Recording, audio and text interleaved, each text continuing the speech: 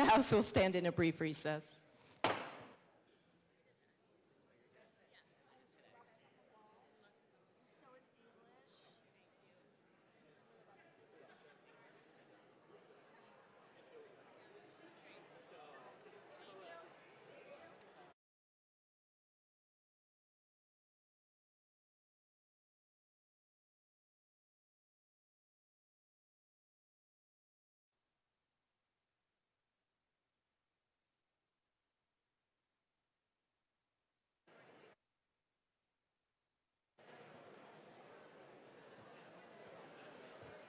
The joint session will come back to order.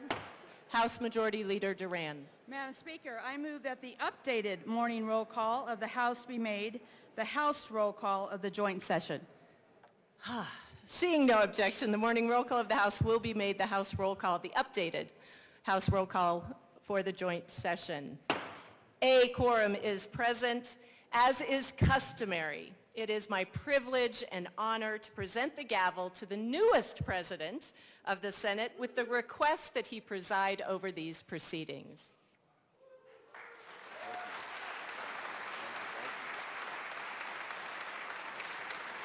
Thank you. Thank you, Madam Speaker. Good morning, y'all.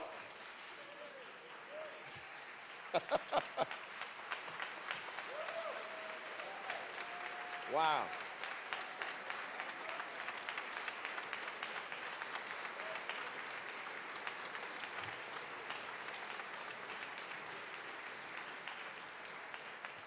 Listen, before we get started, I might be a little biased, but I do think we have the greatest speaker in these United States of America here in the state of Colorado. Yeah. Thank you all. Will the Joint Committee composed of Senators Exum, Marchman, and Liston, and Representatives Lukens, Zokai, Sander, please go and get the governor. The joint session will be in recess while we await the governor.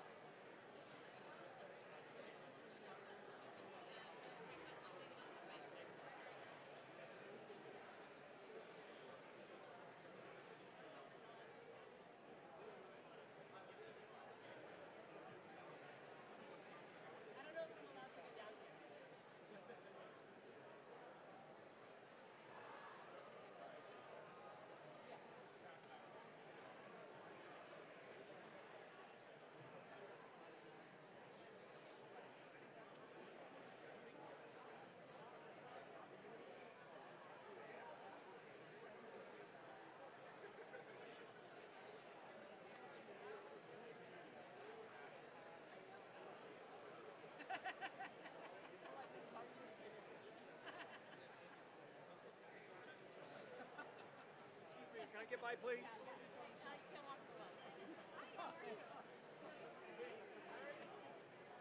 Well, we're back at it.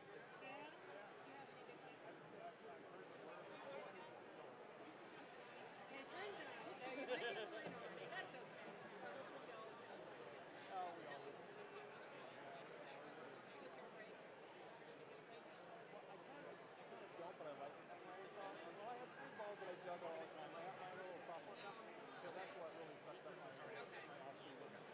And so family, legislature, and company. But company's doing really well. We do modeling. We have a modeling language, modeling of business process.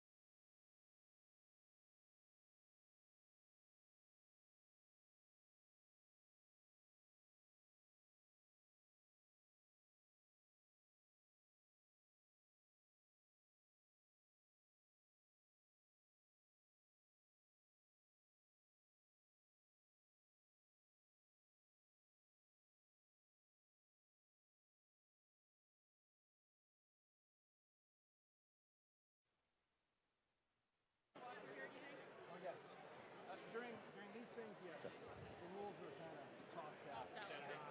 The joint session will come back to order. Chief Sergeant of the House Rosenthal.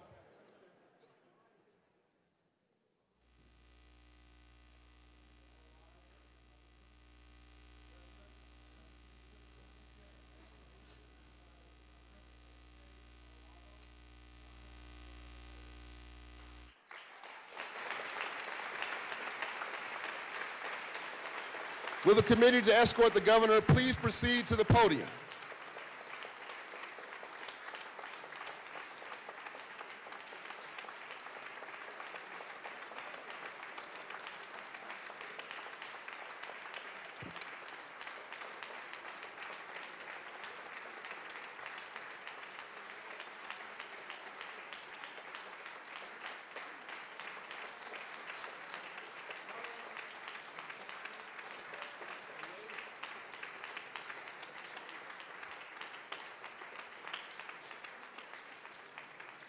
Ladies and gentlemen, it is my pleasure and honor to present to you the Honorable Jared Polis, Governor of the State of Colorado.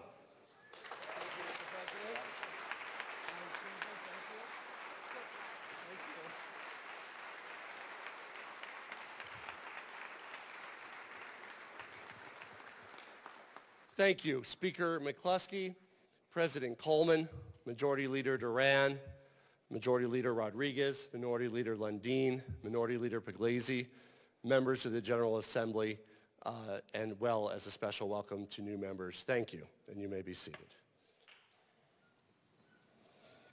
I'd like to acknowledge Lieutenant Governor Diane Primavera is with us, along with Treasurer Young, Attorney General Weiser, Secretary of State Griswold,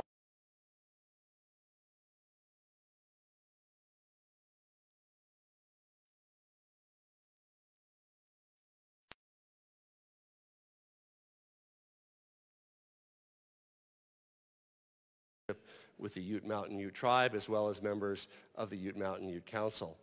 We're also joined by local mayors and county commissioners from across our great state, as well as the members of my cabinet, and of course, First Gentleman Marlon Reese.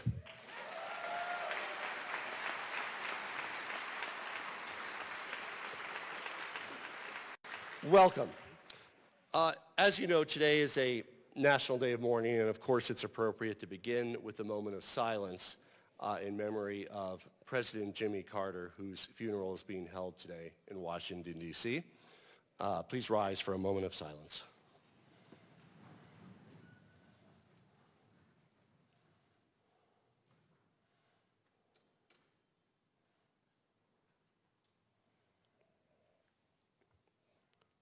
Thank you. You may be seated. You know, and on this day of national mourning, we should all take to heart the spirit and the integrity of service, regardless of whether you agreed or disagreed of Jimmy Carter, the great integrity and spirit that he brought with him, of course, as a public official, but just as importantly, that he embodied in his private life post-presidency. In Colorado, our gentle and welcoming spirit reflects our magnificent landscape. We always rise above as a beacon of freedom and opportunity, a home for innovation and ingenuity.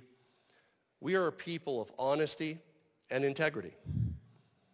Altitude, rising above, that's part of who we are as Coloradans. From our highest point at 14,440 feet atop Mount Elbert to our lowest elevation, 3,315 feet at Arickaree River in Yuma County. In fact, our lowest point is actually the highest point of many other states. Living here in Colorado, sometimes simply breathing can be an act of strength, a fortification of mind and body, a constant reminder of our resolve. Altitude is in many ways our secret ingredient to our unrivaled agricultural industry, including our San Luis Valley potatoes, grown in the largest and highest crop-producing alpine valley in the world. Assistant Minority Leader Simpson hosted me on his farm near Alamosa, where I signed a bipartisan law to protect our water resources and support farmers and ranchers to adopt practices that build healthy soil and drought resilience.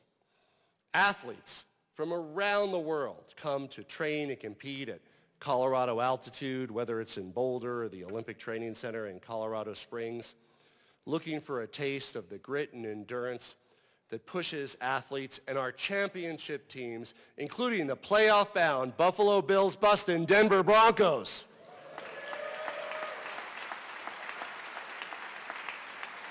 And attracting new teams like Colorado's newly announced National Women's Soccer League team coming to Colorado.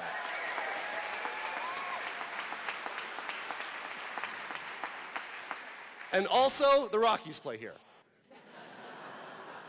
There's always next year. Altitude is more than a place to put down roots. It's a pathway to the stars. It's the high road that means we're a mile closer to space, the epicenter of our nation's aerospace industry and proud supporters of military readiness, and of course contributes to Colorado being the rightful and permanent home of U.S. Space Command.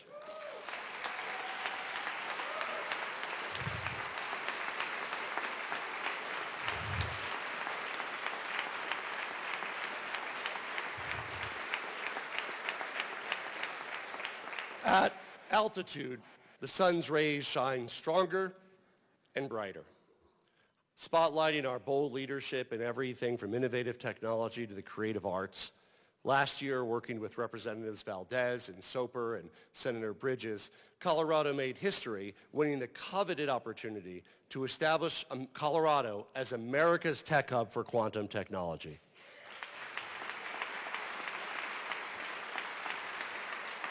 This year, along with our legislative champions, Speaker McCluskey, Representative Tatone, Senator Amabile, and Baisley, our sights are set on raising the curtain for Colorado as the new home of the world-famous Sundance Film Festival.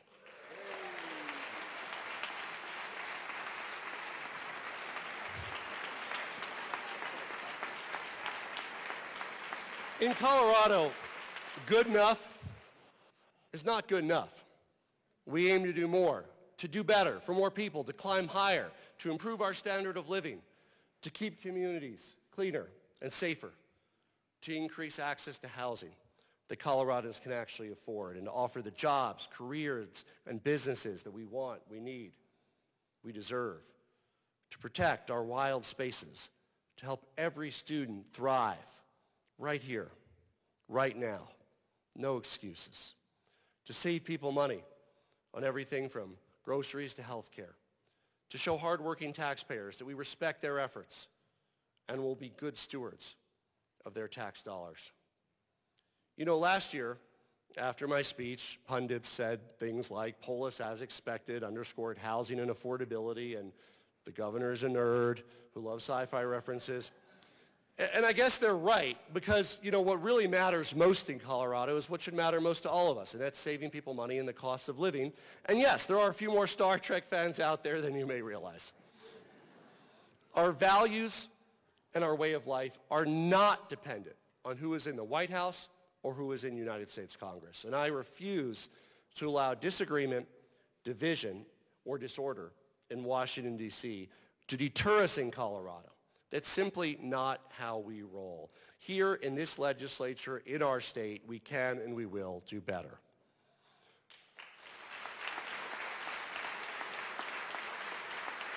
My principle is simple. I'll always work with everyone and anyone when it's good for Colorado, and I'll oppose anyone and everyone when it hurts our people or it hurts our state. Very simple. Just as I spoke out against President Biden's solar tariffs that could increase energy costs for Coloradans, I will strongly criticize President Trump's proposed and in many ways even worse tariffs that could raise the cost of everything from groceries to housing to energy. You know, alongside Commissioner Greenberg and our hardworking farmers, we worked with the federal government to open the Mexican domestic market to Colorado-grown potatoes, and we'll fight against any misguided efforts that threaten the progress we've made, hurt our farmers or ranchers, or drive up the price of groceries.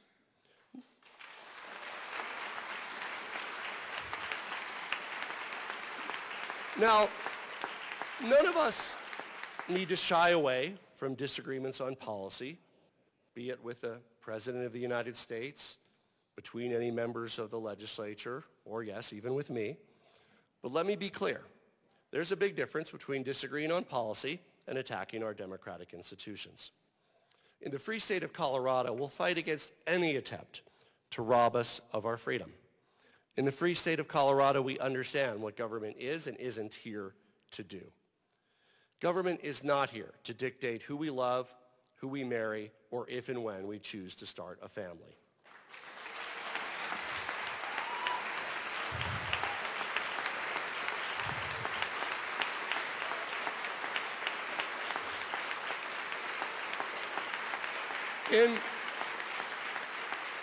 In the free state of Colorado, we stand strong against baseless attacks on law-abiding Coloradans who want nothing more than to contribute to our society. In the free state of Colorado, we protect and expand our freedom, tempered by the knowledge that freedom demands personal responsibility and accountability.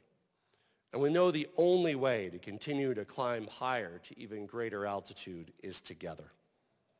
Regardless of what happens in Washington, D.C., we're going to keep our eye on the ball on what matters most to Coloradans: affordability, livability, sustainability.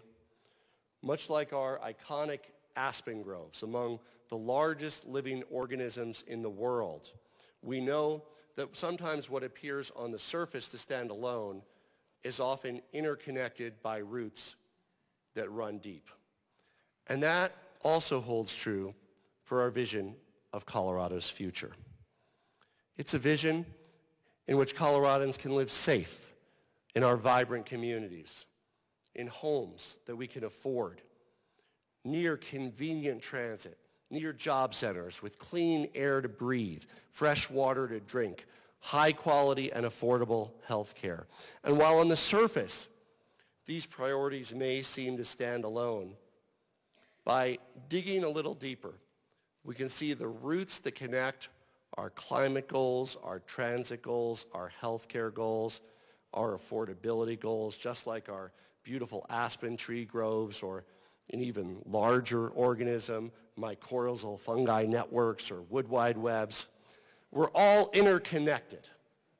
When people can walk or bike to get where they want to go, guess what? It can improve their health.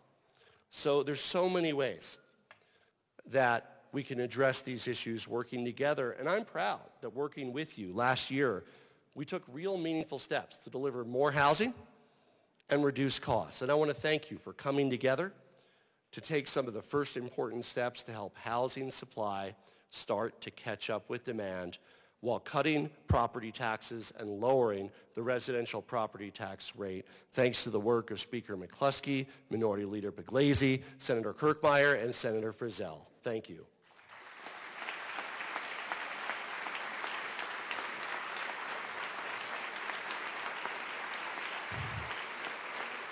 And from giving Coloradans more freedom to build accessory dwelling units on their property, thanks to the work of Senator Amabile, Senator Exum, Senator Mullica, and Representative Weinberg, to expanding housing near transit and job centers, thanks to the work of Representative Woodrow, soon to be Senator Judah, I guess Representative Judah, I don't know. Ending discriminatory occupancy limits, thanks to the work of Representative Rutenall and Senator Gonzalez.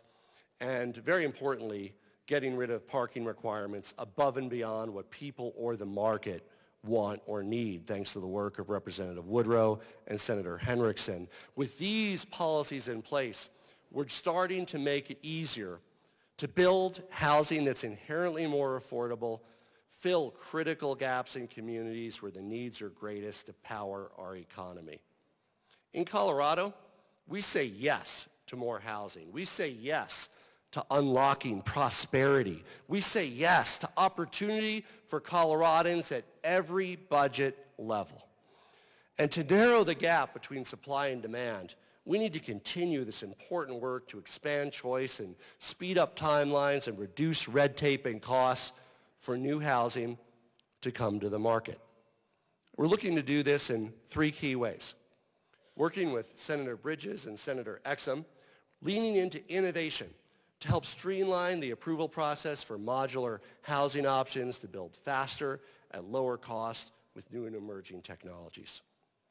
Working with Representative Bazenecker and Representative Woodrow to empower builders to build smart stair apartment or homes, and alongside Representative Bazenecker and Representative Mabry and Senator Gonzalez, allowing faith-based and educational partners to use land they already have to build housing that we need for our communities.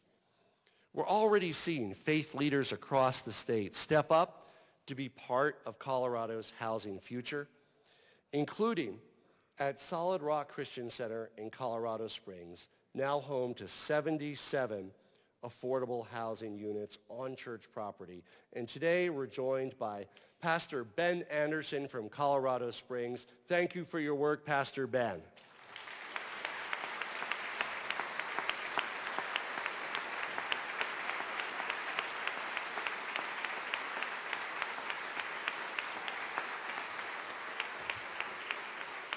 And we're excited to do what we can to help faith leaders in school districts around the state be able to do more work in providing the housing that we know that we need, that people can afford.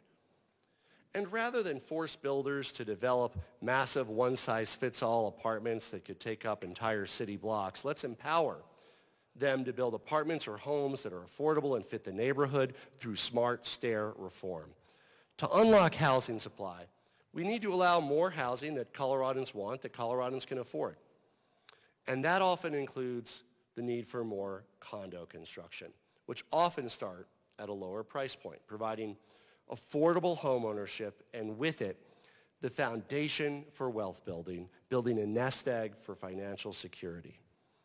And yet, in Colorado, we've had a major decline in condo construction.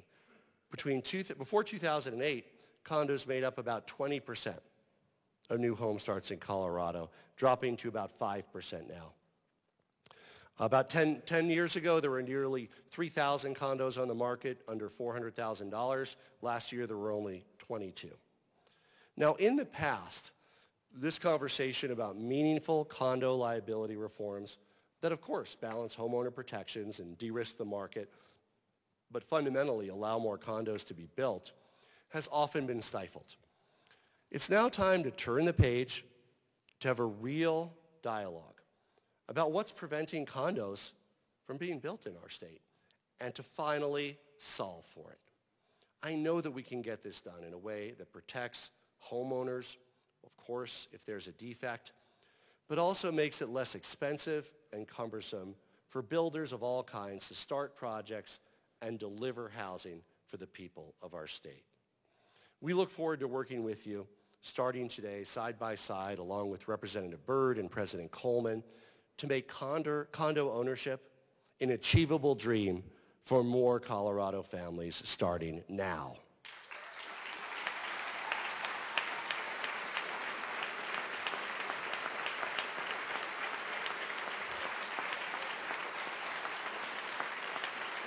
We're also seeing in Colorado and across the country, and of course, as homeowners or renters, many of you experience this, skyrocketing homeowner insurance rates. I hear from Coloradans across our state, I'm sure you have too, who either can't find coverage or who've seen very large increases, even priced out of the market for the coverage that they have.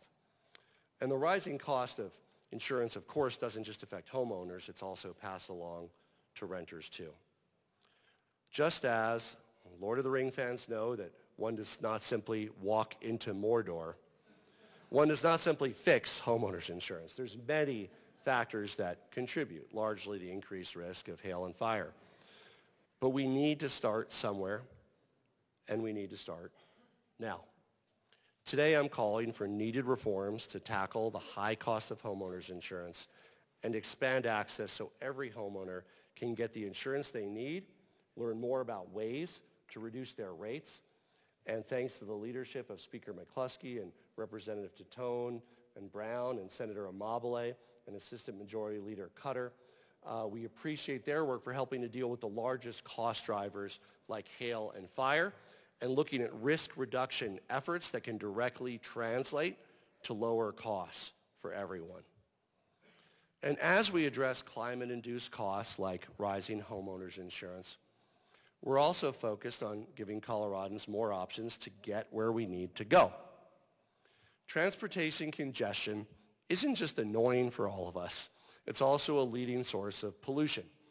And by expanding public transit and rail options, we can save people time and money on daily commutes and getting where they want to go while improving our air quality and decreasing traffic congestion. We won key federal funding and made a $90 million down payment for passenger rail expansion on the Front Range. We've secured a framework thanks to the work of John Putnam and Lisa Coffin for the Moffett Tunnel lease to put us on track for mountain rail service. And thanks to the steps we've taken starting today, January 9th, and this was a coincidence, but the Winter Park Express will now run 5 days a week at lower cost from Denver Union Station to Winter Park.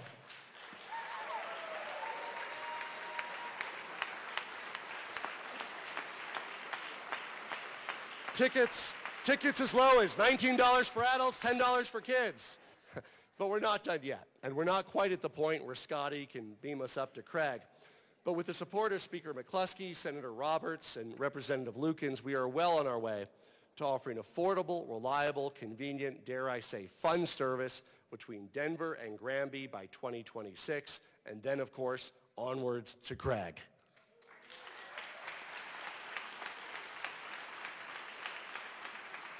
Last year, we brought together Colorado's leading oil and gas producers and environmental advocates, people who seldom see eye to eye.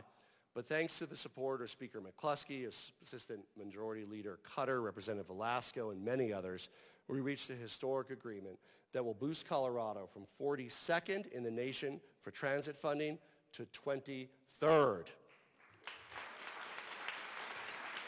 These steps move us closer to a Colorado where you can step out of your door and choose from a variety of affordable, convenient, reliable ways to get where you want to go, while of course cutting down on pollution and traffic. And even if you're not somebody who wants to bike or take the bus or walk or take the train, you still benefit, because guess what? Other people will, and that means less traffic for you. To make this vision a reality, it takes all of us working together. And that means state, regional, and local partners. And my administration has sought to partner with RTD to support RTD with new funding from some of these new efforts. But we also need to continue to push for better governance, for more budget transparency, for accountability, and ultimately a district that's laser focused on getting more people where they need to go. I know that's a goal that we share, increasing ridership. And having an A-plus transit agency for Colorado's largest metropolitan area is absolutely critical to meet the needs of a growing state, to achieve our climate goals. And while we trust, we also must verify. And I want to thank Senator Winter, Representative Froelich, and Representative Lindstedt for continuing to lead this very important effort.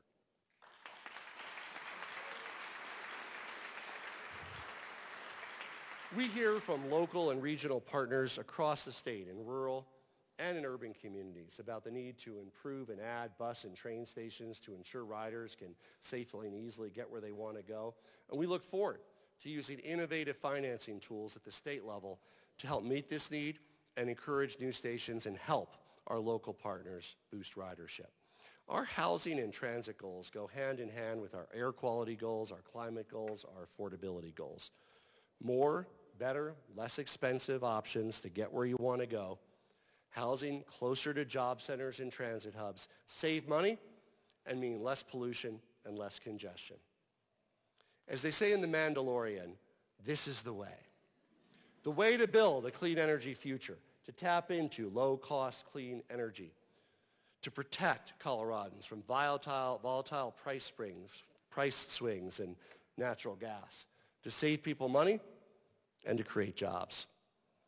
We're working with local government to end costly permitting delays and automate processing of rooftop solar and other clean energy applications. These fixes will help reduce lag time and allow local governments to focus on other important priorities while making it easier for Coloradans and homeowners and businesses to buy low-cost clean energy. We're also working with Representative Joseph on a bill that will help Coloradans save more money and reduce pollution with low-cost financing for energy efficiency improvements in their homes, which can then be paid back over time from their savings on utility bills. And while we welcome help from Washington, D.C. to accelerate our transition to better transit and to a clean energy future, Colorado will continue to lead the way to tackle climate change and pollution with or without federal help.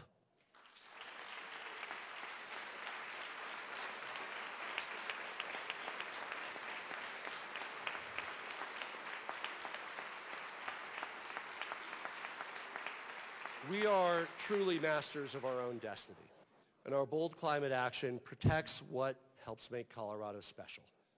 Our incredible quality of life, our air, our water, our land, our iconic wild spaces. Thanks to the steps we're taking together, including last year with Senate Bill 230, starting next year, we'll have over $50 million more to preserve our public lands and our wildlife. And we continue to find new and innovative ways to support our thriving outdoor recreation sector that contributes over $36 billion and over 400,000 jobs to our economy each year. And that includes looking at new funding streams for the care and preservation and access to our great outdoors, building on the success of Keep Colorado Wild Pass, which cut the cost of entry to Colorado's amazing 43 state parks and expanded access to all Coloradans, and outdoor equity to make sure that every Colorado knows that the outdoors are for them and that they have a place in enjoying what Colorado has to offer. You know, since my days in Congress and my time as governor, I've focused on making government more efficient. Simple ideas like eliminating the penny would save hundreds of millions of dollars a year. Here in Colorado, digitizing services like we've done with the My Colorado app, making DMV and tax services more easily available to people, helps make government more efficient, accessible, and responsive. I'm proud we've recruited some of the best and brightest from the private sector to work on digitizing government through the Colorado Digital Services, which has become a national model. We're working with Senator Weissman to drive efficiency and close tax loopholes. And a few weeks ago, I sawed through 208 old executive orders, some going back a century, cutting down quite literally on needless bureaucracy and paperwork. Now, continuing this work to reduce unnecessary laws and regulations requires your help. I urge the legislature, in partnership with the Colorado Chamber, Majority Leader Rodriguez, Minority Leader Lundin, to take a good look at all of Colorado's laws and regulations and honestly question whether they're balancing consumer protection, health, and safety with minimizing red tape and reducing costs for the private sector and for Coloradans.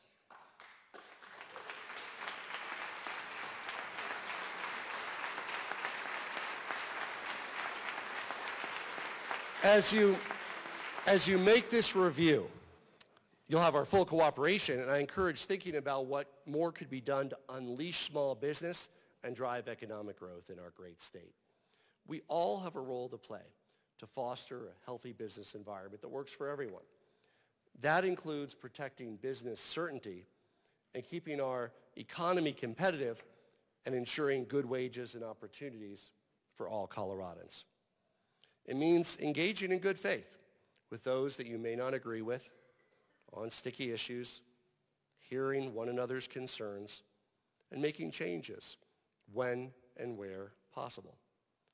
Knowing that just because you can pursue a costly and divisive fight doesn't mean you should. In the words of Taylor Swift, I think I've seen this film before and I don't like the ending. She's a little better than me. Together, we can take steps to keep Colorado the best place to live, work, and to do business.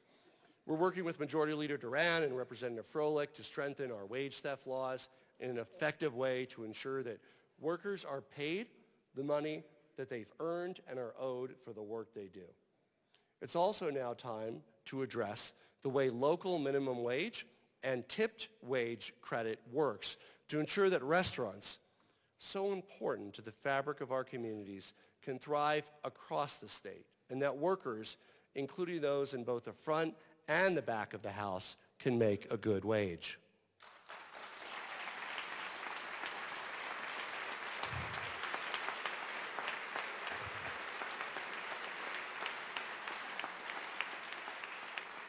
The Labor Peace Act in Colorado has a long history. Since its inception in 1943, that's the year before my parents were born, the act has provided a pathway to require that workers have mandatory dues deducted from their paychecks via election to get their consent. In fact, business interests and organized labor have worked together in very recent history to preserve this compromise by blocking efforts to move Colorado to become the 27th right-to-work state. And that's something I agree on, that we should not be a right-to-work state.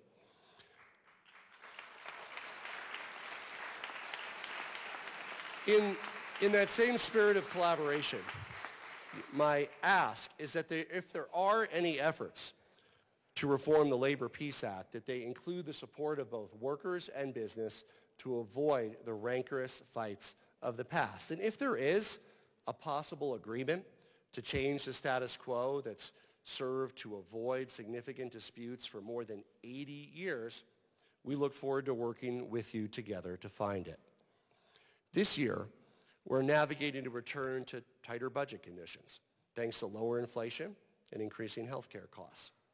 The balanced budget that I've put forth includes proposals that pair meaningful cuts with new enterprises, the conversion of Pinnacle to better support workers for the future, and targeted high-impact investments to improve public safety, fully fund our schools, and protect our social safety net. I want to thank the JBC for their leadership, for partnering with us to do the difficult work of making cuts while thinking creatively about how to avoid bad outcomes. This is going to be hard, so hug a JBC member when you see one. We look forward to working together with all of you to ensure that even and especially in light of the tough budgetary environment we find ourselves in, will continue to put the needs of Coloradans first.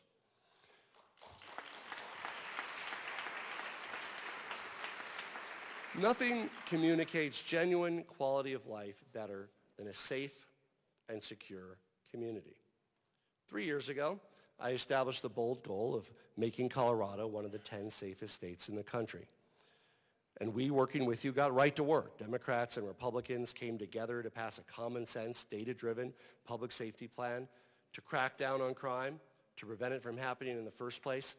And these targeted investments are making a real difference. From 23 to the same time period in 24, crime rates dropped in every category, essentially. 20,000 fewer property crimes, that's 15% less. 21% fewer homicides, that's 9% less. 8,000 fewer car thefts, that's a 26% decrease. But we know there's a lot more work to do. Last year, I called on the legislature to empower the Colorado Bureau of Investigations to crack down on illegal firearm activity. And together, we added a stronger law sponsored by Senator Sullivan and Majority Leader Duran and Representative Froelich that's resulted in 62 illegal firearms seized in the past 4 months alone, making our streets, neighborhoods, and communities safer.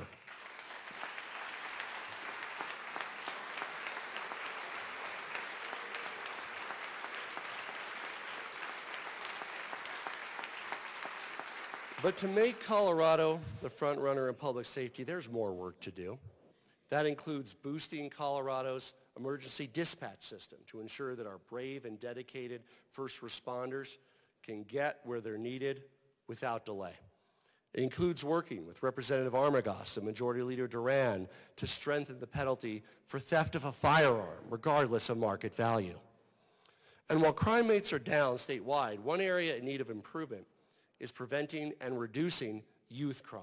That's why my budget calls for additional support to prevent crime from happening, expand resources for youth, and increase bed capacity at the Division of Youth Services so young adults who enter the criminal justice system can get back on track and avoid becoming repeat offenders.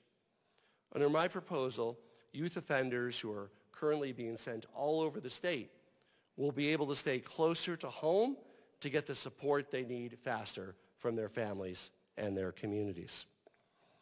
Our commitment to public safety extends to all who call our state home, people and animals alike.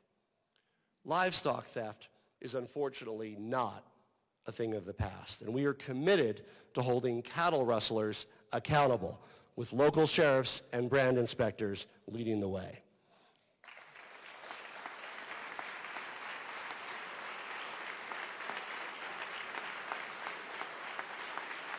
I've directed our leaders at the Department of Agriculture and Department of Public Safety to coordinate and provide additional support, working closely with local law enforcement to use the full extent of the law to catch and convict wrongdoers.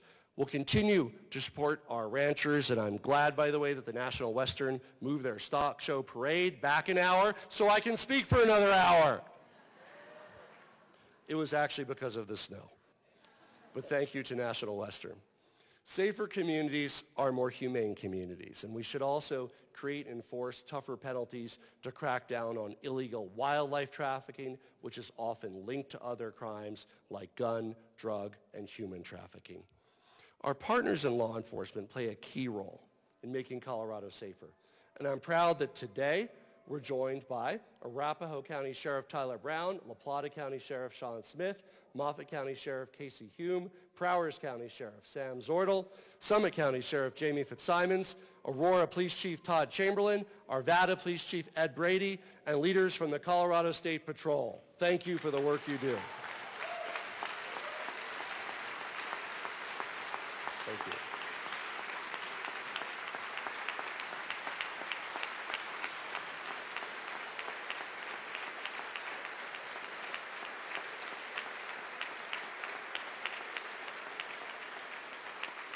This election, voters made their voices heard clearly to support strong public safety measures, including support for crime victims, investing in law enforcement to help attract and retain quality police officers, and providing more certainty in sentencing for the most serious offenses.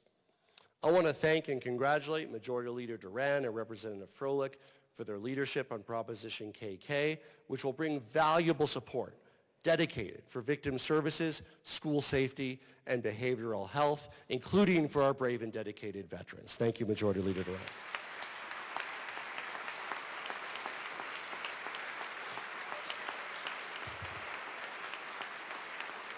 I'm also confident that thanks to the actions taken by the voters in passing Proposition 130, we will, as a state, be a better partner in funding law enforcement with $350 million in support for hiring, retention, and training.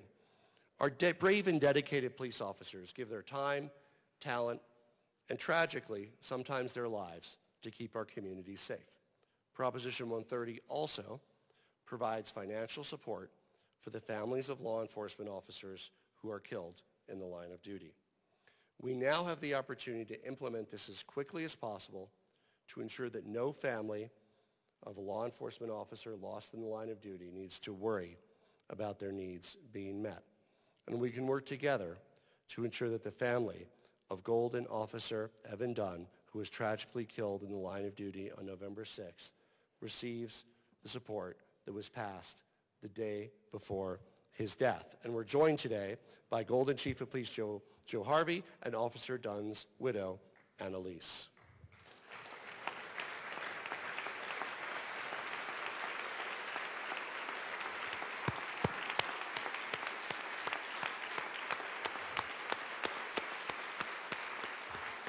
Annalise, we extend to you our deepest condolences and thank you for joining us here today. It's now our role and our responsibility to implement the will of the voters.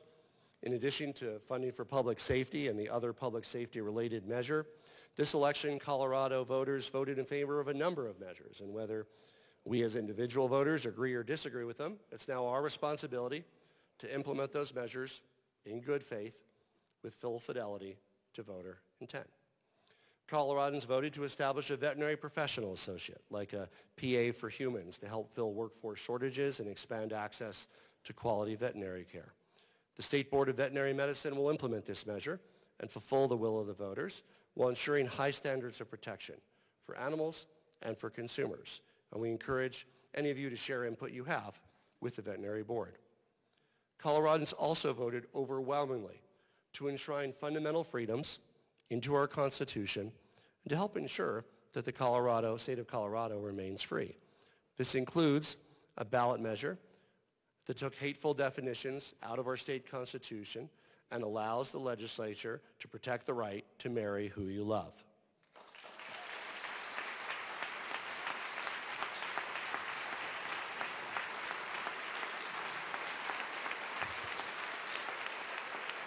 The voters also approved constitutional language to protect the fundamental right for a woman to make her own reproductive health care choices, including abortion.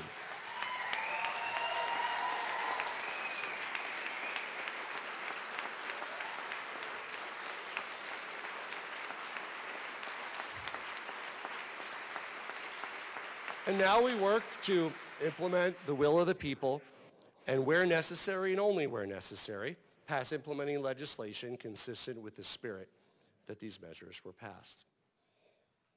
To be clear, in Colorado, we have zero tolerance for those who commit crimes, whether they're American citizens or not. And I truly hope that President-elect Trump and Congress can work together quickly to secure the border, stop human trafficking, and stop the illegal flow of guns and drugs.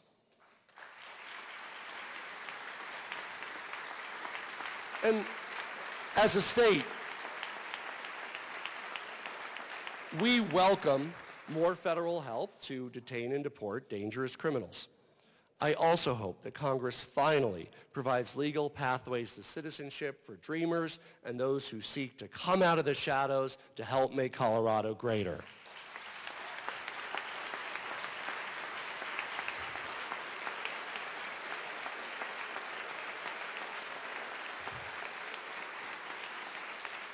And we don't support efforts to deport American citizens, to target those on pending legal status, to break up families, to create orphans of American children whose parents are alive and who come to this country to build a better life for their families. We'll stay true to the core values upon which our country was built, opening the door of freedom and opportunity and hope for all.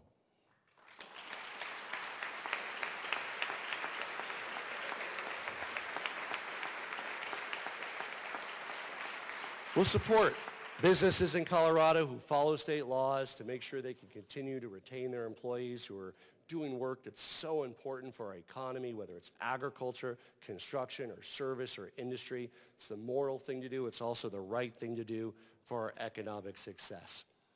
Take Sophia, whose name we've changed for her safety.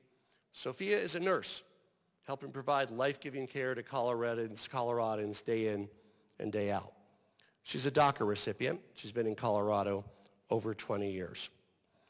And if you look in the gallery, you will notice an empty seat.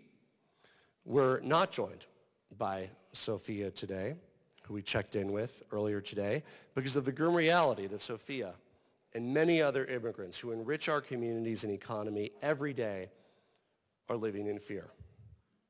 Those who are following our laws and contributing to our economy deserve the opportunity to live the American dream and make Colorado and America an even more amazing place.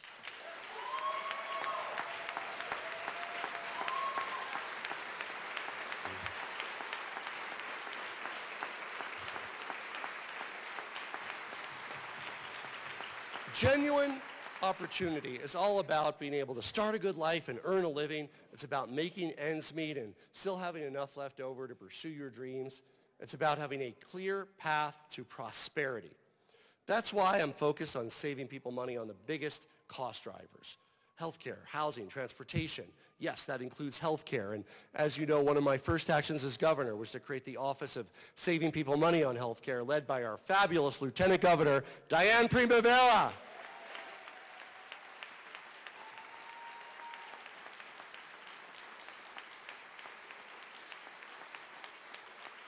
And we have been very serious about taking on the hard fights to lower the cost of health care and living for Coloradans from day one. And we've made some life-saving progress together, capping the price of insulin, passing the bipartisan reinsurance that's reduced rates by 25%, the landmark Colorado option, and nation-leading price transparency legislation. But we also know there's a lot more work to be done. Robert Redford, University of Colorado attendee and also founder of the world-renowned Sundance Film Festival, wink, wink, wisely observed, problems can become opportunities when the right people work together. And we'll continue to call on the FDA to approve our prescription drug importation plan. And you know, we don't always find ourselves on the same side of every issue as Florida, but as the only two states taken much needed and long overdue steps to cut the cost of prescription drugs by importing them from Canada, our patience is wearing thin for the FDA slow-walking our well-qualified application to import lower-cost prescription drugs and pass the savings along to our fellow Coloradans.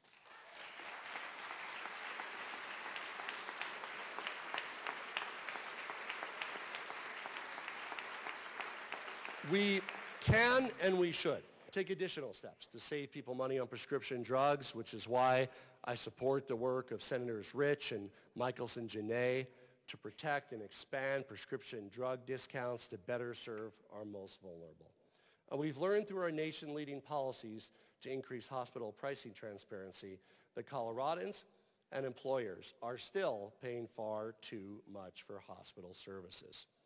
While Coloradans with commercial insurance are paying nearly 3 times what Medicare pays for hospital services, our safety net providers like Clinica Family Health and Wellness, Marillac Health, Grand Junction, Denver Health, Pueblo Community Health, and many others are often left behind. Now is the time for us, alongside Representative Brown and Senator Bridges, to take real action to deal with excessive hospital pricing and protect our safety net providers.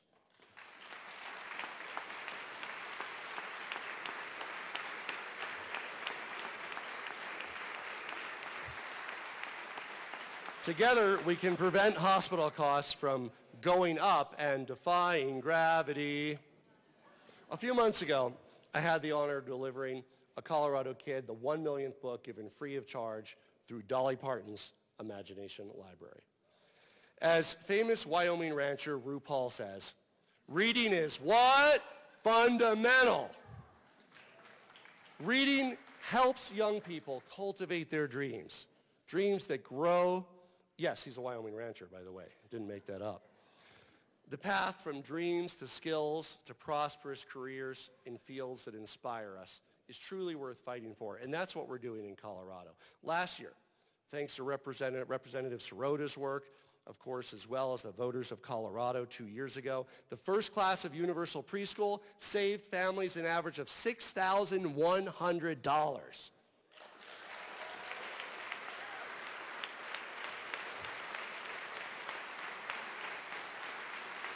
And making preschool free, approved by 67% of voters in red counties and blue counties, rural, urban, suburban, propelled Colorado from 27th to 7th in the nation for preschool enrollment. And beyond the family savings and the learning benefits, new research shows that universal preschool also drives economic mobility. On average, parents who enroll their kids in universal preschool earn 20% more than parents without access to universal preschool, and long-term studies show that the kids will also do better when they grow up.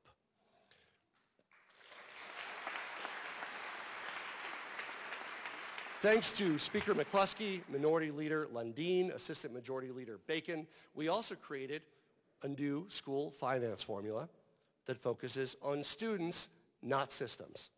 Our task going forward is to implement that formula, ensuring that schools that serve students who are English language learners, who come from poverty, get the resources they need to help every student succeed. But we must ensure that the gains that we've made are sustainable.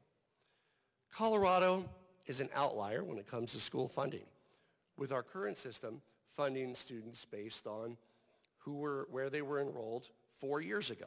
We're talking about counting students that attended nearly half a decade ago. To fully fund our new school finance formula and ensure we never have to go back to the budget stabilization factor, we have to start funding students where they're at in their schools today in ways tailored to their needs. It is truly past time to eliminate the antiquated system that funds empty chairs rather than actual students.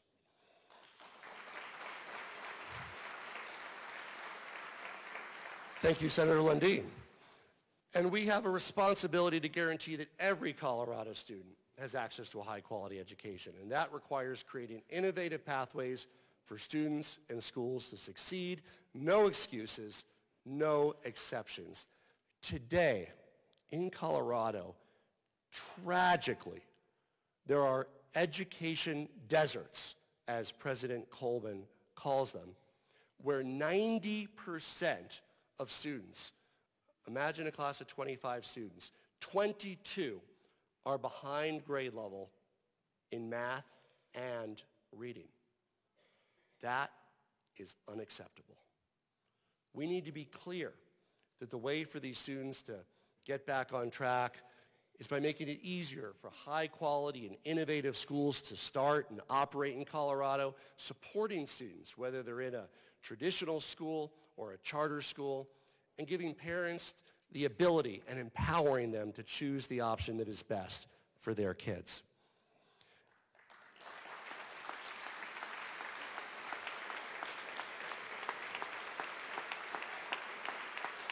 And there are some amazing examples of what works. Global Village Academy North in Thornton is a school that serves over 50% low-income students, and over 80% of 8th graders are at grade level or above on reading, over 90% on writing. Yes, we can do it. This school and many others across our state are changing lives for the better, and I'm thrilled that head of school Nicole Waltzell and principal Chelsea Bird are here with us today. Thank you for your work for kids in Thornton.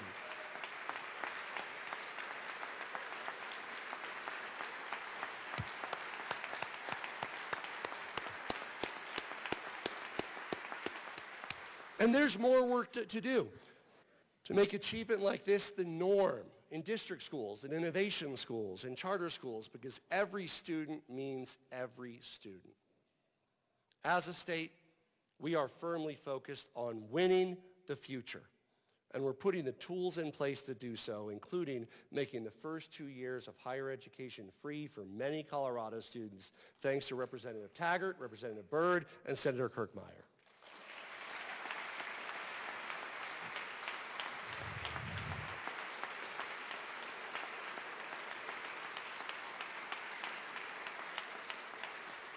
This year, I have the honor of serving as chair of the bipartisan National Governors Association.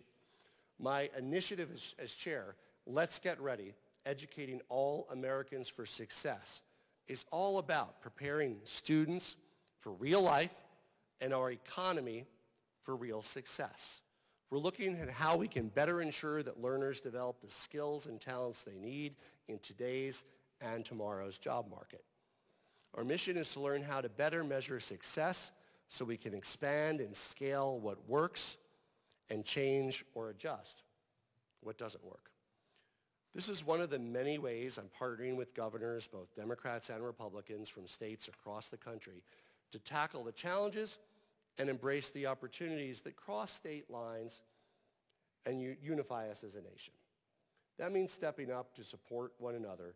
And I'm proud that Colorado is now sending critical firefighting resources, including multi-mission aircraft, fire engines, and firefighters to California as they face their devastating fires.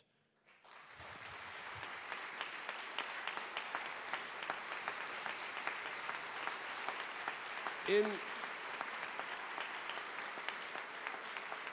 Colorado, we are unfortunately no stranger to wildfires, and we work better together in our times of need.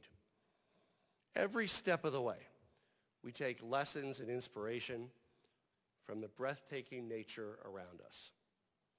For example, the thin bark of the lodgepole pine is quickly burnt when wildfire strikes.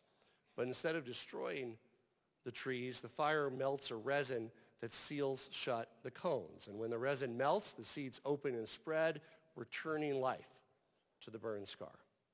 This is the perspective, finding opportunity in obstacles, that I'm taking with me as we drive progress and prosperity as we climb higher in the years ahead. Nearly 130 years ago, Catherine Lee Bates wrote the iconic words of America the Beautiful in Pikes Peak. Pikes Peak, of course, today remains a national treasure, and I'm so excited that through a new partnership with Colorado Parks and Wildlife, we're partnering to better care for and expand recreational opportunities on America's peak. Nearly a century and a half later, Colorado continues to lead and inspire. Next year, we'll celebrate our great state's 150th birthday, sesquicentennial. We taught you how to say that next year, but there's some new members. Sesquicentennial.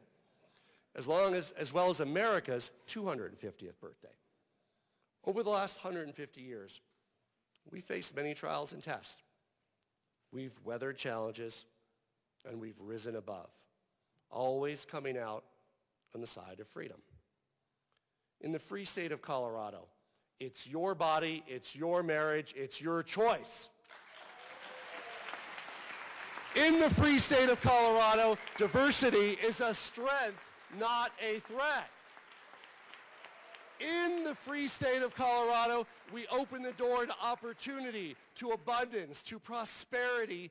This is the Colorado for all. This is the state of our state. Strong, prosperous, and free, always striving to climb higher. Now let's get to work and get it done. God bless you all. God bless Colorado, and God bless the United States of America.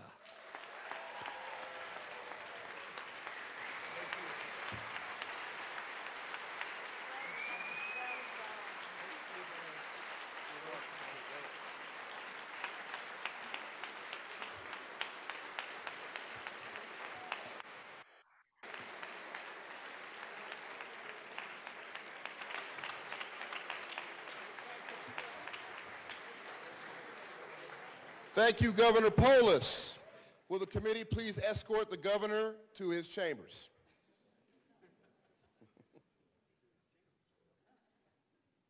Sounds like he's in trouble. He's not in trouble. House Majority Leader Duran. Mr. President, I move that the message from the governor be printed in the House Journal. If there is no objection, the governor's message will be printed in the House Journal. Senate Majority Leader Rodriguez. Thank you, Mr. President. I move the joint session be dissolved. If there's no objection, the joint session is dissolved.